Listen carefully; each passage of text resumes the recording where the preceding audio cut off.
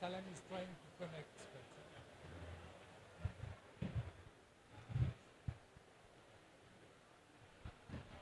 Okay. Good afternoon, everybody. I'm Thierry Dupeuble. I'm the director of the Montpellier Institute in Siam, and I'm very pleased to moderate this session this afternoon, which will be dedicated to a special project Siam Montpellier is leading in Egypt and in Lebanon. And through this project, we try to work with farmers in rural areas in order to develop some adaptation strategies to climate change. And we will focus on the project itself, and we will have a few speakers who are all involved in this project on different ways. We will have first, through a recorded video, because she couldn't attend the session even online, Aurélie Richard, who is an agricultural engineer with a specialization in environmental economics, and she's currently working in the French Agency for Development, and she is more precisely in charge of projects in the field of sustainable forestry and agricultural land within the Secretary of the French Facility for Global Environment. She will tell us a few words of the project, the SupMed project we will talk about this afternoon, because she is in charge of the supervision of this project, because this project is funded by the French Facility for Global Environment. And after, instead of saying some words about the project, we will display a video which will explain what is the project and which will give the floor to the real actors of the project, that are the farmers who are involved in this project. That will be a 14-minute video, and then if you have some questions about the project, we will answer it. And who will answer the question? We have two speakers who are deeply involved in the project. One is with us today is Dr. Othman El Sheikh, which is on my right, and he has a long experience, a deep experience in project management, in rural development, in different fields, women empowerment and so on, and climate adaptation of agriculture. And he is the focal point in Egypt of the SupMed project. So he will tell us what is going on the spot, on the field. And we have online Atem Belouchet, who is an scientific administrator in the Siam Montpellier. He's an agroeconomist, and is more a specialist in farm system design.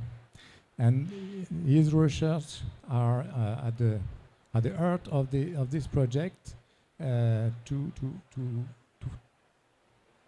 identify some different potential strategies for agriculture adaptation and how to adapt them in the fields.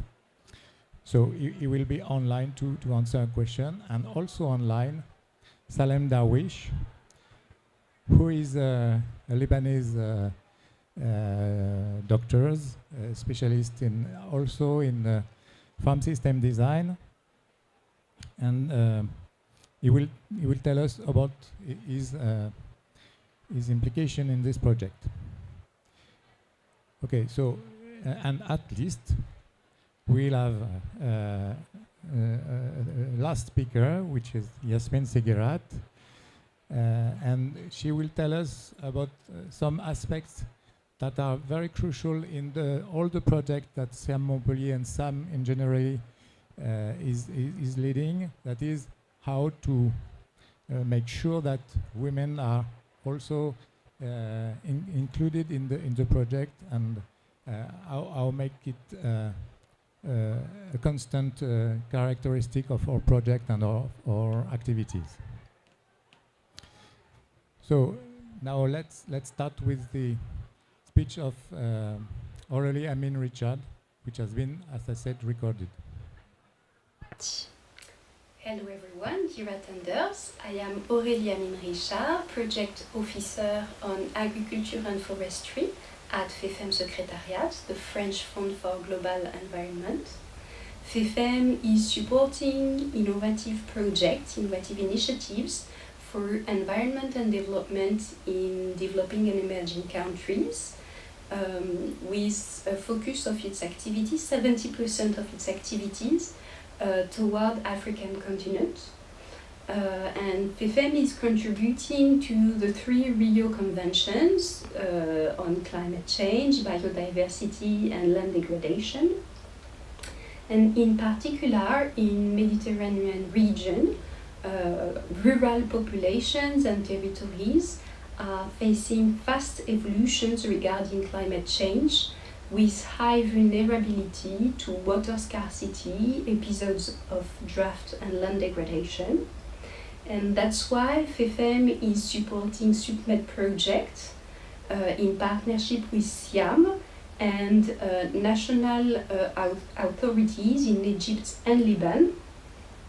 This pilot project aims to support producers in Luxor Governorate in Egypt and Bekaa region in Lebanon in order to adapt to climate change and to improve their income. And one of the main agricultural challenges in this region is regarding water management and use. And in this context, more than to improve water supply, which can exacerbate difficulties in the future, the idea of the project is to test innovative agroecological systems which are less water demanding, and to support to adapt to this new reality of climate change. So the project is building collectively with producers, with national and local authorities, and with agricultural services. The project is building agroecological strategy collectively, and these strategies will be tested by leader producers and capitalized with all the actors of the territories. So we hope that the SupMed initiative will be source of rich contribution for this side event, and I wish you fruitful discussions and fruitful recommendation on this agricultural and adaptation day of the COP. Thank you very much.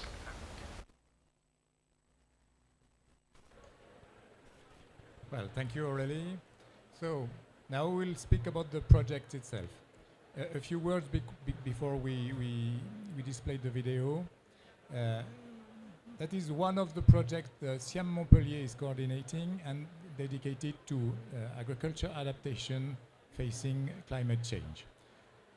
More specifically, we are dealing with how to help farmers to use more efficiently the water resources they can get access to in order to improve the productivity of their farms, and in order to improve also their livelihood and the level of income of the family farms.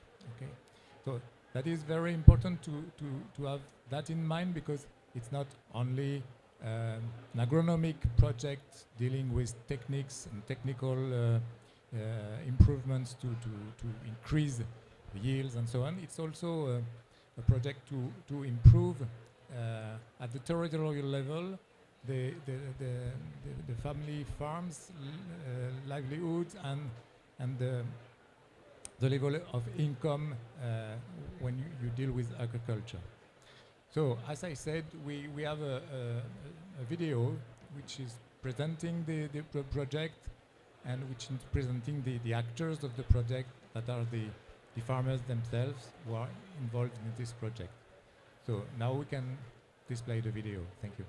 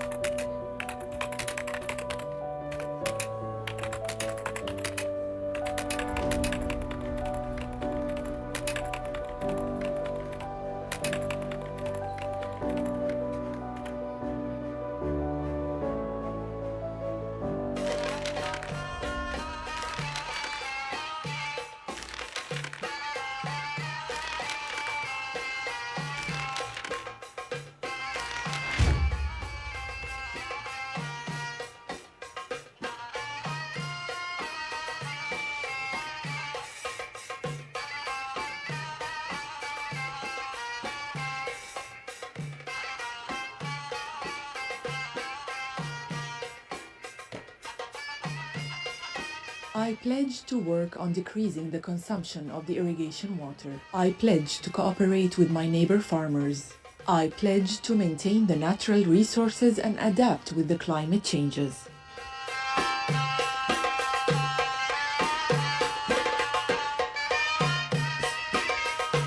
These are some of the items of the code of conduct that the farmers in some villages of Luxor, the Egyptian governorate, competed to sign, promising to implement it.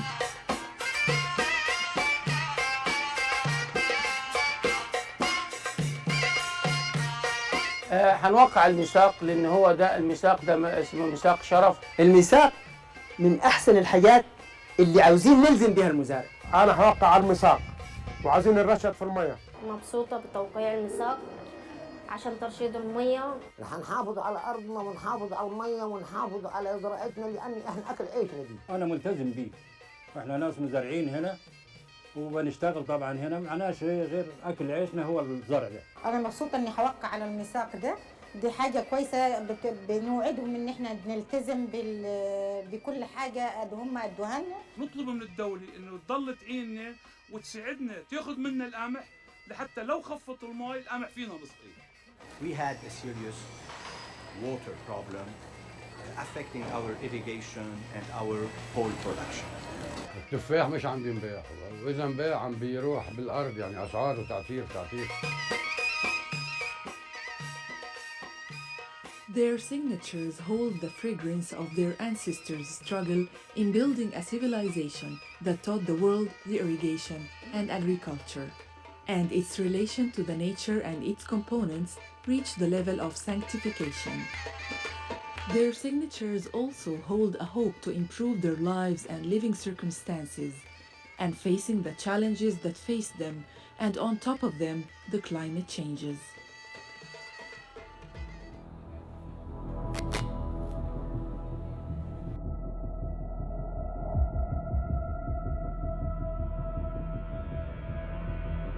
التغيرات المناخية كان إحساسنا بها بسيط الأول يعني زمان، لكن حاليا إحنا حاسين بها جامد، يعني صوران المناخ، ارتفاع درجات الحرارة، ارتفاع نوبات الصقيع، الزراعات بتاعتنا بيجي بعض مرات مثلا توقع الأرض. التغيرات المناخية تأثرت بها في الزراعة. بالنسبة تأخرت معانا زراعة القمح، بقت لغاية شهر 12، كنا احنا بنزرع في شهر 10. والزرع بيجي مش معانا كويس خالص. السنة بتاعتنا في 4 فصول، في شتاء وفي بعد كده بيأتي الربيع والصيف والخريف. أصبح عندنا صيف وشتاء، فده خلى المحاصيل تختلف عندنا. احنا التغيرات المناخية دي ما كناش عارفينها أصلا، كنا نحس بتغيير المحصول، ضعف المحصول في الشتاء وضعف المحصول في الصيف. وطبعا جاتنا الآفة الحشرة دي اللي ضاعت المحصول بتاع البر خالص. التغيرات المناخية دي أثرت في حاجات كتير في الزراعة طبعا، من ناحية القمح ومن ناحية البرسيم ومن ناحية الشامي، كله أثرت عليها. الجو مش كويس، بنزرع في شهر 12 يبقى له 5 القمح، ال5 عندما طلعت عليه الحرارة بيكمش القمح، بتكمش الحباية بتاعت القمح. They know that facing the climate changes and adapting with them requires awareness and education. احنا المزارعين لازم يكون عندنا وعي بالتغيرات المناخيه بتوفير الميه. لما جاتنا المشاريع وسوى مشروع سبميد ورانا ايه سبب تغير المحاصيل عندنا، انتاج المحصول قل. In light of its interest in the climate issues and the sustainable development in the Mediterranean Sea area, SupMed project from the International Center for Advanced Mediterranean Agriculture Studies, Montpellier, France, brought them a lot of information, knowledge, and practices that help them face the climate change. أنا كمزارع كمية أرض صغيرة لكن عايز أعلي إنتاجيتها، فسبمد أداني طرق في الزراعة ومواعيد وتجاوي نفسها متغيرة غير التجاوي اللي عندنا، فأدتني إنتاجية أعلى.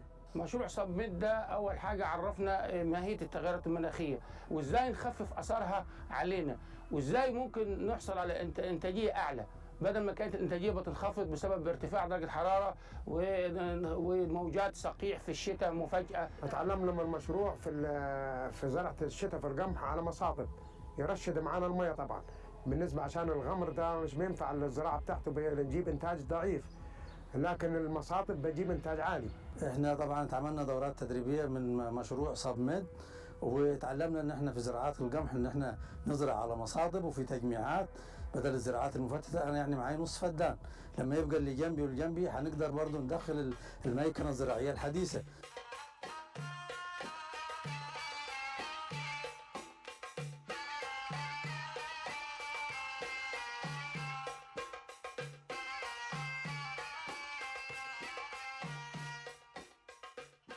بدأ المشروع بتحديد أنماط المزارعين، أنماط الإنتاج الزراعي، بمعنى أنه كل مجموعة من المزارعين لهم سمة معينة تميزهم عن مجموعة أخرى من المزارعين. ابتدينا بتنميط المزارعين وتصنيفهم في أنماط مختلفة، وبناء على ده احنا قدرنا نحدد ايه هي أولويات كل نمط في العملية الإنتاجية، وبناء على ده احنا قدرنا نقدم تدابير للتأقلم مع التغيرات المناخية تناسب كل نمط. التدابير دي مبنية على احتياجات كل نمط ودورة الإنتاج الزراعي الخاصة بكل نمط. مجموعة من التدابير تم تقديمها للمزارعين، فما يناسب أحد الأنماط لا يناسب النمط الآخر.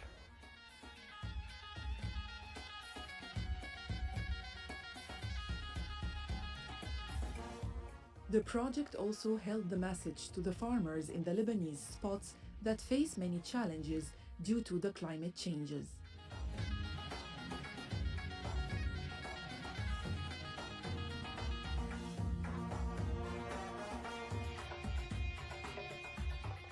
بموضوع القمح مثل ما كان يقال سابقا، كان سهل البقاع يعتبر إهراءات روما، وبالتالي بعدنا محافظين على هذه الروحية، والبقاع اليوم ينتج ما يعادل بين 70% من الإنتاج الوطني للقمح، من إجمالي الإنتاج الوطني للقمح، والمساحات المزروعة بتشكل أكثر من 50% من مساحة القمح اللي يزرع على كافة الأراضي اللبنانية.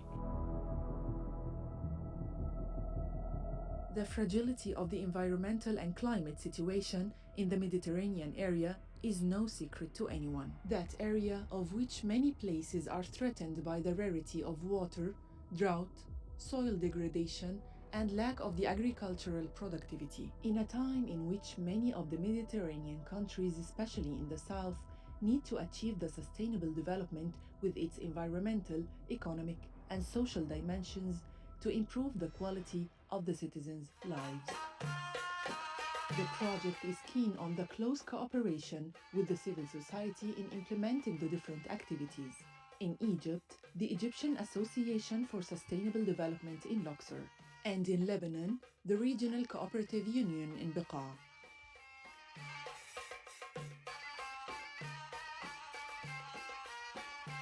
The project starts in a participatory approach that respects the traditional and knowledge experiences of the farmers. and opens a transparent and continuous talk with them, and builds ways for communication between their experiences and the development and modernity that science presents to them.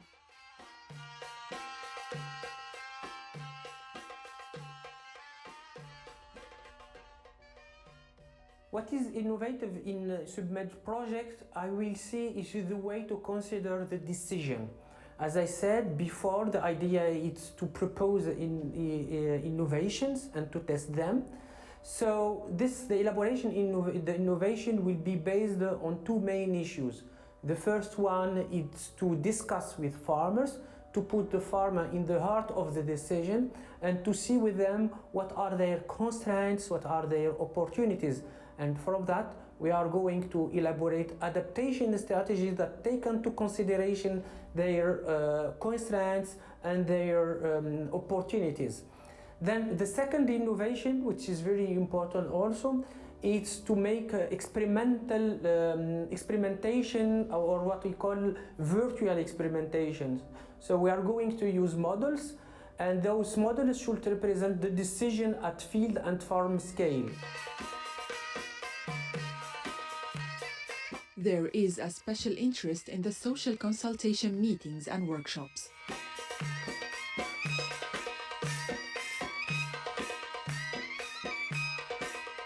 نتكلم النهارده على الآليات الزراعة الحديثة عشان نواكب التغيرات بتاعة التغيرات المناخية ونقلل أثر الضرر بتاعها. كومبوست ده هو بدل الكيماوي أو نقلل من الكيماوي، وده السماد اللي بنحطه في الأرض بيدينا إنتاج أعلى بحاجة تفيد البيئة ما تضرهاش. الزرع لما كنا نظام حريش ورشام ما تعرفش تنظف فيه، لكن لما يكون على مصاطب فتعرف تقلع الحشيش اللي فيه يعني. ده كلام مظبوط فعلا، ان احنا بندي سكه ان انت تقدر تمشي تبص في الزرع بالظبط، وده بيقلل كمان من المبيدات اللي انت بترشها وبيدي برضه فايده للبيئه كمان.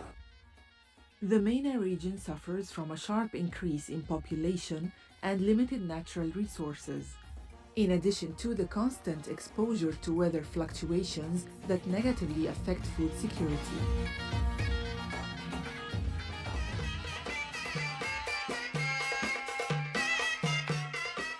The woman is in the heart of the awareness and guidance plans.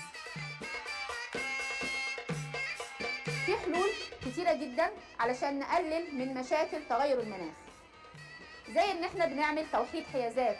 يعني ايه توحيد حيازات؟ بنجمع المزارعين اللي عندهم حيازات صغيرة، اللي عنده قراط وعنده 2 وعنده 3، بنجمعهم مع بعض وبنزرع محصول واحد، وبتبقى كل المعاملات الزراعية او كلها في وقت واحد، بنسقي، بنزرع، بنحصد، كلها في وقت، بنروي، علشان نقلل من المشكلة بتاعة تغير المناخ. Now they know that reducing the poverty and availing job opportunities and maintaining the agricultural and animal production and improving the quality of life and adapting with the climate changes will be only achieved through the rational use of the natural resources and protecting the environment and following advanced practices in the irrigation and agriculture.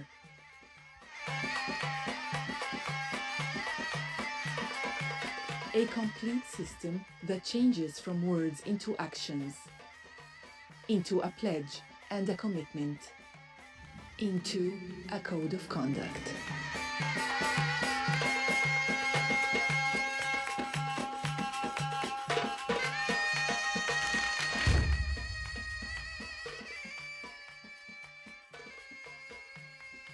SupMed project is funded by the French Global Environmental Facility, implemented by CM Institute in Montpellier in cooperation with the Egyptian Ministry of Agriculture and the Lebanese Ministry of Agriculture, in addition to the Egyptian Association for Sustainable Development and the Agriculture Cooperative Union Biqa in Lebanon.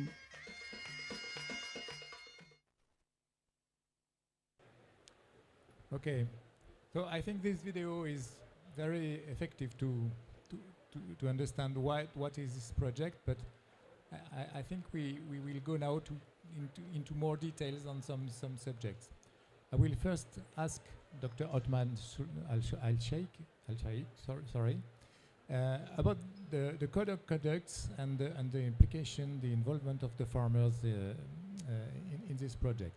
Could you tell us, Doctor, how did you select the farmers, and could you say a few more words about the different types you are evocating in the video, the different types of farms, and also a few words about the code of conduct. Why was it important for the project that the signers get some commitments through this type of this code of conduct? Thank you very much. What I would like to say here that we select a set of farmers, approximately 200 farmers from 2 villages in Luxor Governorate, in collaboration with the local agricultural cooperative. Those 200 farmers are representative for all farmers type. I mean here by farmers type, the production system, the source of irrigation of the water, the age of the farmers, the type of crops that planted, the marketing mechanism, if it's contracted farming or self-consumption or local market. So this is the farmer typology that we adopt. Based on that, we select 200 farmers from those 200 villages, and we categorize them to the 8 type of farmers. Each type of farmers has its own characteristics. Like I said, source of water, the area of the plant that planted. Based on that, we introduced set of climate adaptation intervention that fitted to each farmer type. The adaptation solution that can work with larger producer cannot benefit the small producer or small landholders. The majority of producers, agricultural producers in Egypt and Upper Egypt are smallholders. The land holding area not more than 1 or 2 acres. Based on that, the majority are smallholder farmers, but there are sub type of smallholder farmer that own, let's say, 0.1 acre per each farmers. So working directly with the smallholder farmer and put them in touch with a new solution, and also asking them about the local adaptation action that they adopt, and we improve those solutions by linking them with academia and the research institute and the Ministry of Agriculture in order to improve the efficiency of local adaptation solution. Then at the end, we encourage them to sign a code. This code is a simple document that clearly show what they will do. For example, consolidation, the fragmented land. The land holding in Upper Egypt, as I said, is very small, so consolidation, the fragmented land itself, it's improve the efficiency of production and can help any institute, governmental institute or local NGO to adopt and to apply climate adaptation solution at larger scale instead of implementing at very, very small scale. The philosophy of the code is to create kind of commitment after encouraging the farmer to adopt those simple solutions. We are introducing a simple solution, not very complicated, like changing the sowing date, introduce a set of new varieties of traditional crops, wheat, maize, and sorghum, rescheduling the irrigation, etc. So it's not complicated solution. It's a very simple solution that increase the tolerance of climate adaptation and also saving water. Thank you very much for these answers. I would like now Dr. Atembelushet to answer some questions about the research work, which is at the basis also of this project. You told a few words in the video about the simulation, the virtual experimentation you are doing with your tools, your research tools. So could you tell us a little more about that, and especially how do you discuss with the farmers, because you insisted in the video on the fact that the farmers have to be at the heart of the decision. So how are you discussing with them of the results of your simulation, and how do you go through local adaptations of your strategies? Okay, thank you very much for this for this opportunity to explain a little bit what we did in this project, at least. And this is mainly regarding the identification and implementation of adaptation strategies. I will say I had a lot of experience by implementing a project in different developing countries, and usually when we deal with adaptation strategies and mainly when we are facing the problem of implementation of agroecological based strategies, I will say usually we take those innovations from other regions and from other countries, for example, from Australia, from US, from Europe, and then we try to implement this and to adapt this in for example, in the MENA region or in any developing countries. And here we usually face the problem of to implement this in a larger scale and to see what could be the determinants for the adoption of those adaptation strategies regarding the local context. So in our project, the philosophy is completely different. So we decided to start from the field and to identify with the farms what could be their solutions. And as Dr. Othman said, we try to make something very simple. I mean, we sit down with farmers and local extension services in Lebanon and Egypt, and then we started saying what we can do to improve, for example, the use of water, to how we can save water, how we can improve the farm profitability of the farms, how we can increase their capacity of investment, how we can improve their access to market. And then from that, we started by making a list of adaptation strategies, but local adaptation strategies. From that, what we did, we take those adaptation strategies as they are formulated and decided with farmers, and we run several economic and agronomic models. The idea is to assess the performance of those strategies, I will say, in a virtual way, like an ex-ante assessment, and we calculate a list of indicators. This could be social, economic, environmental indicators, and then based on that, we cluster those adaptation strategies, and that we say, okay, from the simulations, the most adapted one, it will be this and this and this adaptation strategies. The others will be less performant. Then, by doing that, we started looking for their social acceptability. So how they can be accepted or not by the farmers, and what are the determinants, what are the mechanisms that we have to put to make this adaptation strategy feasible on the field.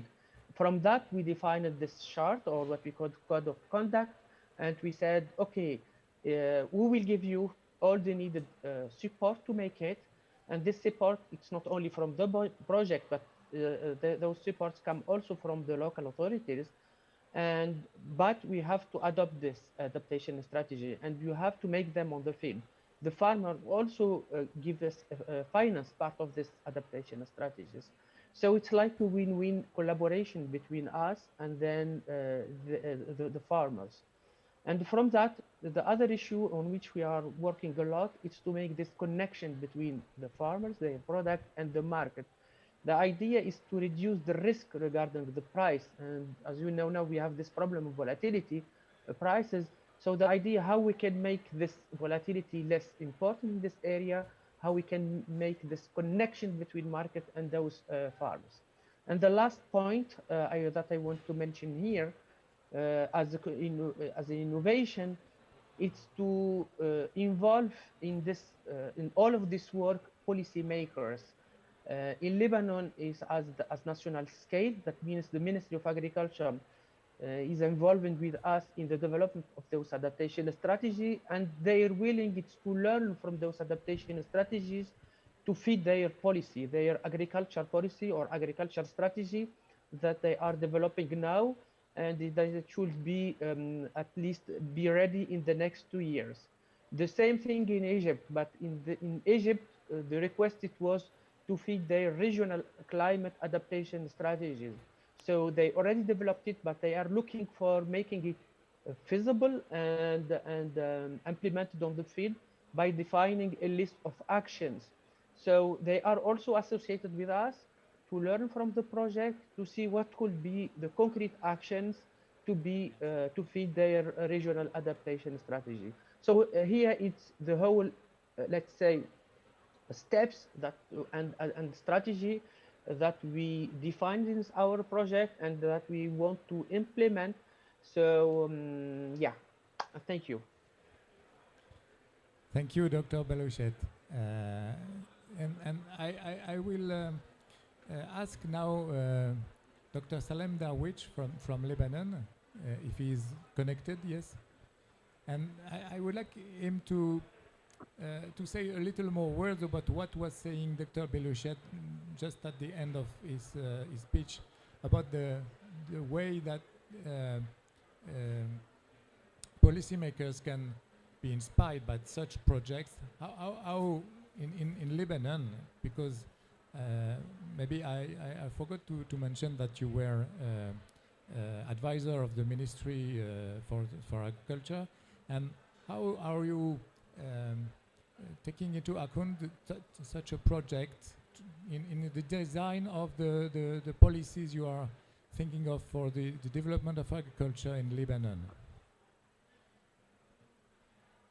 Thank you, Thierry. Good evening, everybody. In fact,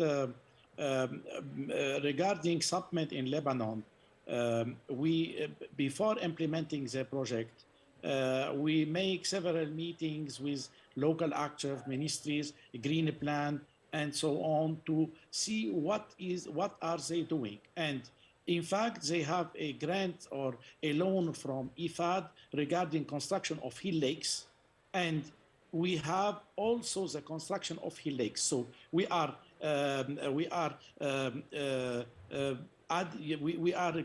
grouping water, making water in a hill lake, but in fact we don't have a policy what to do with this water availability later on with farmers. So this was, if you want, the main constraint regarding the future for these hill lakes, and also what we can doing with policy as a policy maker. So we make different meetings, and at the end we assume that globalization also was not very important for us. So, why? Because we were importing a lot of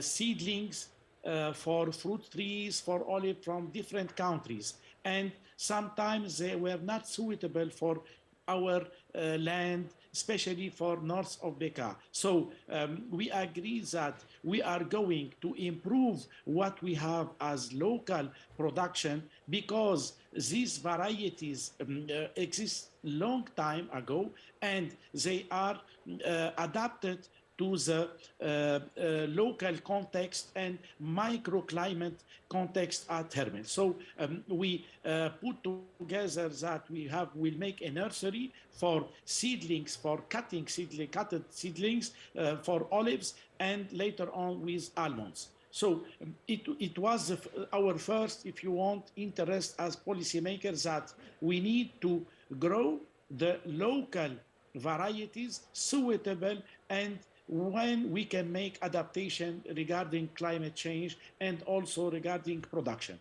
And second hand, we work with farmers to increase their production and also to diversify their production. They are producing, for example, wheat. It's a strategic for Lebanon, especially nowadays with the Ukrainian crisis. Even we started before the project, and we have some barley, and the farmers didn't irrigate at all what we make complementary irrigation. So within the construction of hill lakes, farmers can increase their production with complementary irrigation, And also we will start an experimentation with legumes, new varieties that we can doing in cropping with fruit trees for the beginning year. So it's our strategy that we need to maintain farmers in rural areas. We need to ensure as maximum possible our auto consumption in some, if you want, the crops. And also we need to maximize or optimize the water use for farmers, and even to be suitable with local crops. Thank you, Dr. Salem. Thank you very much. Before giving the floor to Yasmin Seguerat, as I said in the introduction, I would like to come back to Dr. Ortman, and if you could tell us, Dr. Ortman, a few words about the infrastructures. Sorry, you are implementing through the project, especially in the field of the fertility of soil and the fertilizer, the organic fertilizer. I think you implement an organic platform, compost platform in the project. Could you tell us a little bit more about that? Sure, of course. It's a participatory compost unit and also alternative animal fodder production unit. There are a lot of agricultural residues. We will not say agricultural wastes. We said agricultural residues that came from sugarcane production, from maize, from sorghum production. So at the end of summer season, there are a huge amount of residues from those crops. We use those crops to produce alternative source of animal fodder and also compost. The business model is it's a participatory unit. What I mean here that every farmer bring his own residues to the NGO or to the hub and use the machine and pay the cost of operation of this machine and back again with the new product. It could be an alternative animal fodder or compost to his own land. This is adaptation and the mitigation solution. I mean here mitigation that using these residues to feed animal or to increase the fertility of soil, and instead of burning those residues, it's a mitigation here. And also adaptation by increasing the fertility of soil, and this can increase the efficiency of the plant to face the negative effect of heat waves. This is from side, and also the same to the animals. If the animal eat well, it can act well also under the heat stress. So it's a multi-purpose solution. Thank you. Thank you, Dr. Rotman. So now let's say a few words about what we have seen in the video, at the end of the video, with the women involved in this project, because as I said in the introduction, that is not only a farmer's project, that is a family farms project, because it's involved all the activities in the household, and women are also concerned and involved in this project. And I think that is an important thing to say, and I would like Yasmin Seguerat to say a few words about that, how women empowerment is a key condition of the success of such project, and what SIAM generally is undertaking to make it constantly present in the projects. Yes, thank you, Terry. So yes, I will say a few words, but in reality, this issue needs an important and a long debate, because it's an important issue, and we are working on in SIAM. So yes, women are represent an important workforce in the sector, in the agriculture sector. They have an essential role all along the agri-food value chain. Very often this role is invisible, or perhaps well known, less documented, because we are lacking of data for these issues, and also even these women play an essential role in our food security in the Mediterranean region. They remain less paid, and sometimes not paid at all. So now we are living a particular context in the Mediterranean region, and we are talking again about food insecurity.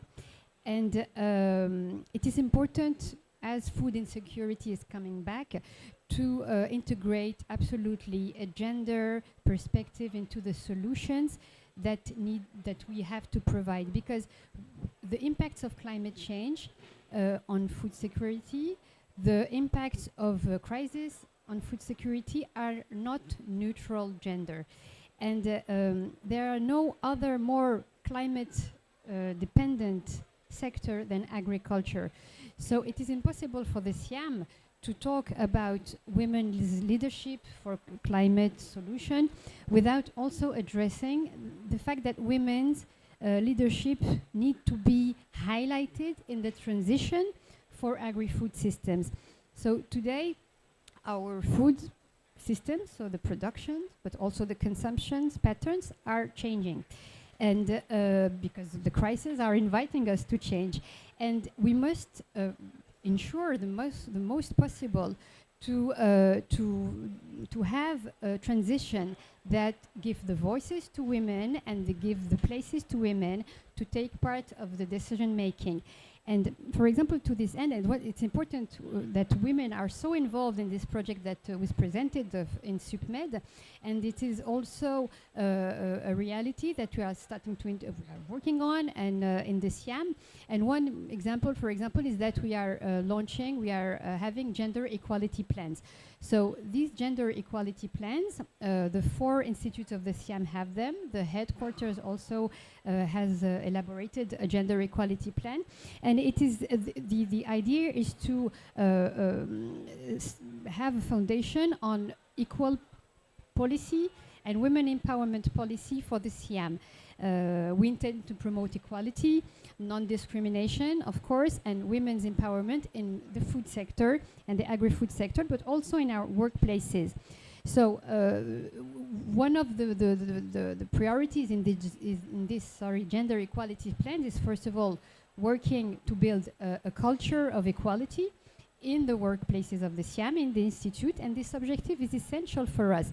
Because in the Institute, we have many young Mediterranean students, young researchers, and the majority of them are women. And really, they constitute a larger proportion of young researchers and students. And when we train all these women researchers, young scientists, in a way that agriculture becomes a solution to climate change and not the cause anymore, it is a way of involving much more women and to help them to have a real leadership in these issues. In our institute, we are also working on supporting technical innovations for smart agriculture, for water management. It is really one of our solutions, and the fact that women are also trained in these technologies is very important, because they offer very promising prospects for the green economy, for the agriculture 2.0 or 3.0 now. And it is important that women are part of the digital transition, and we discussed that in the side event before. The digital transition shouldn't create an additional gap, a digital gap with women. So the other point,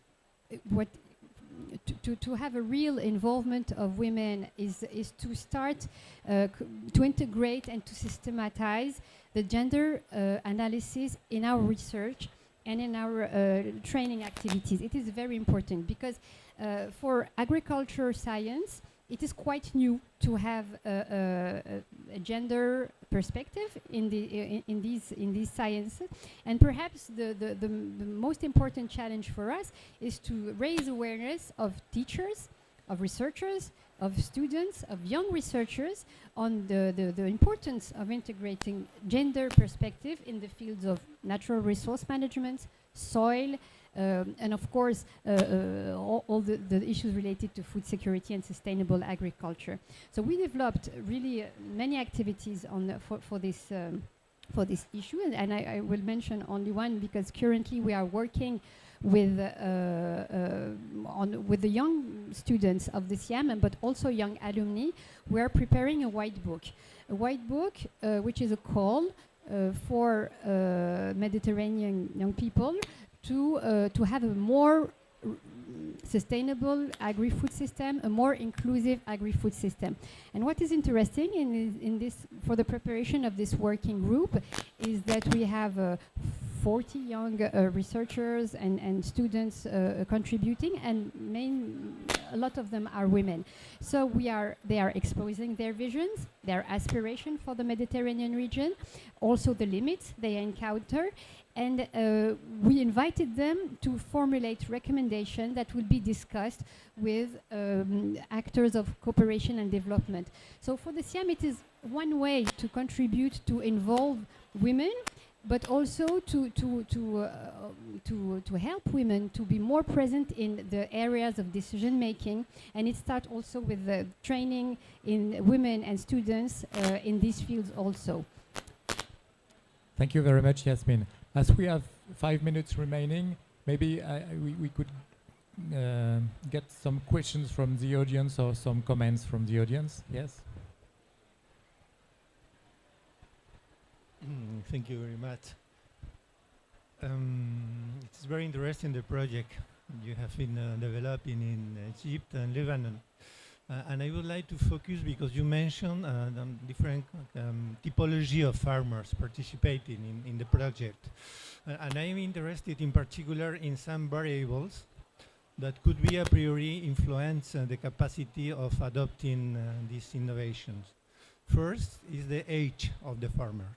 How it's, let's say, more or less logical, or we could imagine how age influences it, but I would like to know exactly the case how this variable has influenced it, the capacity of adaptation.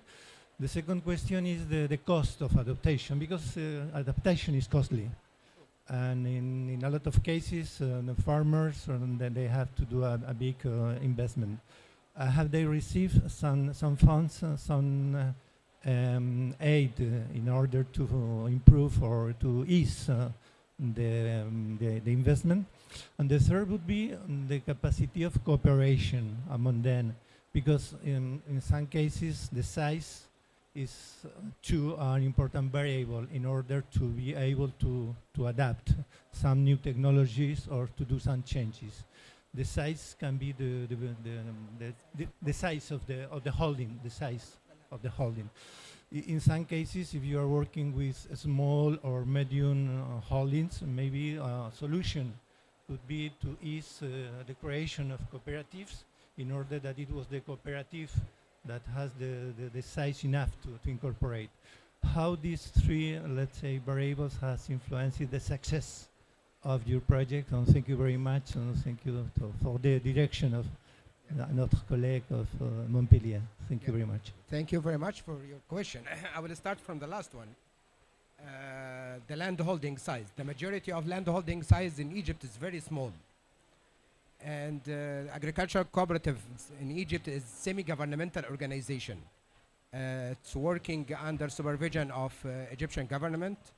So there are some bureaucracy and operating these cooperative. And instead of this semi-governmental organization, we are working with non-governmental organization which act more flexible than agricultural cooperative. So we introduce land holding consolidation initiative. It's an initiative to remove the border between neighbors in order to plant a big plot, same treatment, same time, same crops. Same treatments here, I mean same climate adaptation treatments. So this is the solution of fragmentation, the land holding. For the cost, SupMed project to introduce some subsidized agricultural input in the first stage in order to demonstrate the new solution. And we introduce those solutions, and we encourage a smallholder farmer to adopt those solutions. And I think we found a good adoption rate in the project. For the age, as you can see here in the movie and the documentary, the majority of our targeted farmer not more than 50. but above 50, the resistant rate will increase.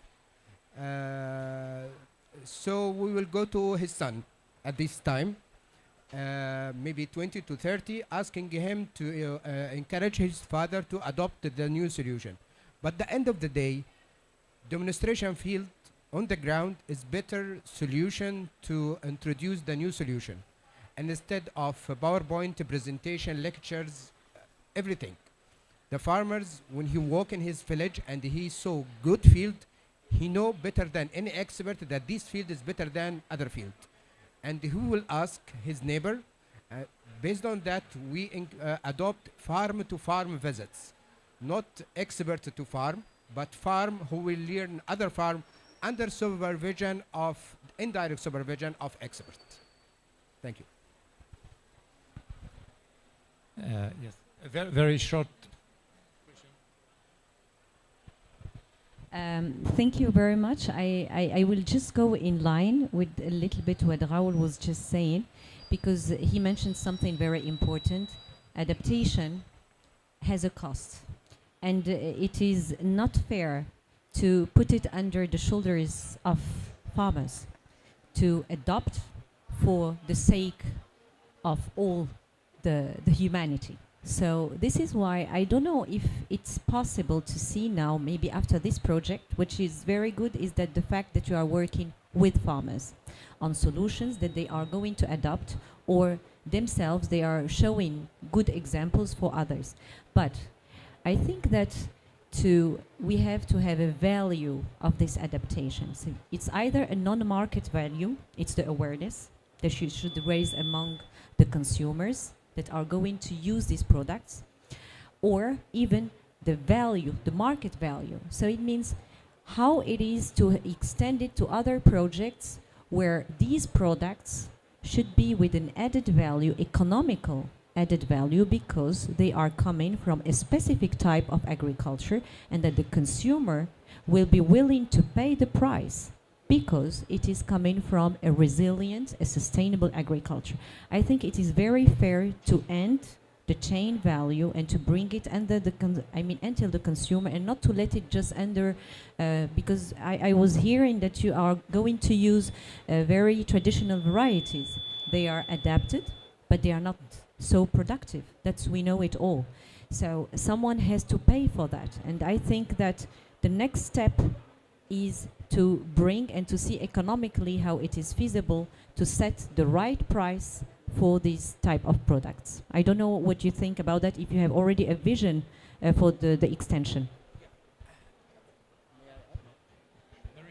I'm totally agree with you. In SupMed project, we selected the most costly climate adaptation, the most cheapest climate adaptation solutions. I mean, here there are different solutions that cost more money. But we are trying to introduce, let's say, a regional strategy at Upper Egyptian zone for climate adaptation plan based on the SupMed result.